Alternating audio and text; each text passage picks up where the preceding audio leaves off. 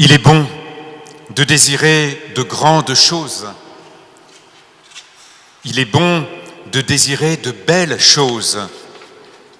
Il est bon de désirer le ciel, de désirer partager la gloire du Christ, être avec lui pour toujours, comme le désirent bien sûr Saint Jean, Saint Jacques, comme le désirent les 10 autres qui s'indignent à ce moment-là dans l'Évangile.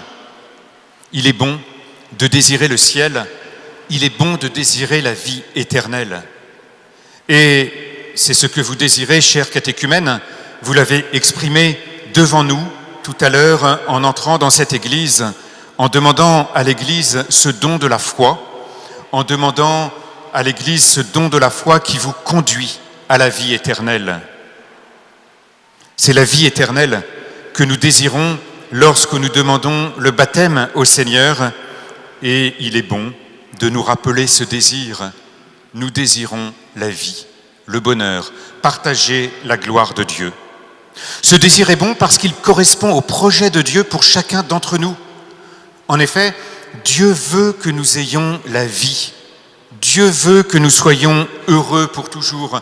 Dieu veut nous faire partager sa gloire au ciel, éternellement. Et ce désir si bon, il est nécessaire de l'entretenir dans notre cœur et de le garder dans une droite ligne, car il peut quelquefois être faussé. Et nous l'entendons dans l'Évangile aujourd'hui, au moment où Jacques et Jean demandent bien sûr de partager la gloire du Christ au ciel, mais en siégeant à des places toutes particulières, à gauche et à droite. Et nous entendons les 10 autres s'indigner contre cela. Il ne s'agit pas d'écraser les autres, et nous savons que cette gloire du Christ, nous pouvons être tentés de l'attirer pour nous-mêmes, de nous glorifier par nous-mêmes, que nous pouvons être tentés de nous comparer aux autres, de choisir une place meilleure que les autres. Et Jésus nous met en garde aujourd'hui face à ces pièges d'une auto-glorification, d'une comparaison avec les autres. Et il rappelle aux apôtres comme à chacun d'entre nous, au moment où il demande à Jacques et Jean, « Pouvez-vous être baptisés du baptême dans lequel je vais être plongé ?» Il rappelle aux apôtres comme à chacun d'entre nous que le chemin de la gloire, le chemin de la vie, le chemin de la résurrection passe par la croix. Vous avez été marqués, chers catéchumènes, en entrant dans cette église, au pied de l'autel, du signe de la croix. Ce signe du Christ, notre Sauveur, ce signe de la victoire, bien sûr, de la victoire du Christ sur la mort, mais ce signe qui nous rappelle aussi que pour communier à la vie avec le Christ, nous passons aussi par une communion à ses souffrances, à sa passion.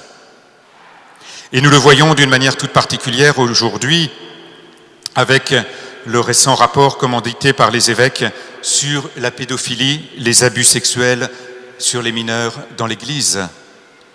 Ce rapport qui vient nous frapper de plein fouet et qui nous évite toute auto-glorification dans l'Église. Nous voyons bien que nous n'avons pas de mérite particulier à mettre en avant et qu'au contraire, nous avançons humblement, pensant d'abord à toutes les victimes, toutes ces personnes que nous confions de tout notre cœur au Seigneur, pour que le Seigneur les soutienne aussi dans sa grande miséricorde, lui qui se penche sur notre misère.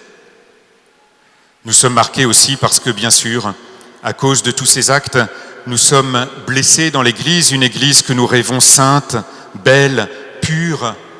Elle est sainte, bien sûr, mais elle est salie par nos péchés, bien sûr, par les péchés de tous, salie aussi par les crimes de ces personnes. Et cette croix, nous la portons parfois violemment.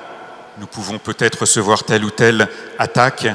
Encore il y a quelques minutes, juste avant de la messe, je recevais ce cri de pédophile dans la rue. Nous sommes marqués, bien sûr, par tout cela, et nous voyons que nous sommes invités avec le Christ à porter cette croix. À porter cette croix qui n'est pas la fin de tout, nous le savons, parce que nous rendons grâce à Dieu aussi pour ce chemin de vérité qui se fait dans l'Église. Et paradoxalement, nous pouvons dire que nous sommes heureux que ce chemin de vérité se fasse pour que la lumière soit faite, pour que la lumière jaillisse du tombeau, au-delà de la mort. Et notre espérance est bien dans la croix du Christ parce que cette croix nous ouvre aussi à la vie. Nous le savons. Dans le livre du prophète Isaïe, le Seigneur nous disait que le serviteur est broyé par la souffrance, mais qu'au-delà de l'épreuve endurée par son âme, il verra la lumière. C'est vers cette lumière que nous nous tournons, n'oubliant pas que si nous sommes marqués par la croix, une croix qui traverse notre vie, nous continuons de désirer le ciel. Cette croix ne vient pas éteindre ce désir en nous. Elle vient au contraire le réveiller et nous rappeler que ce n'est pas par nos mérites, par nos propres forces que nous allons accéder au ciel, mais que c'est bien par la puissance de la croix du Christ.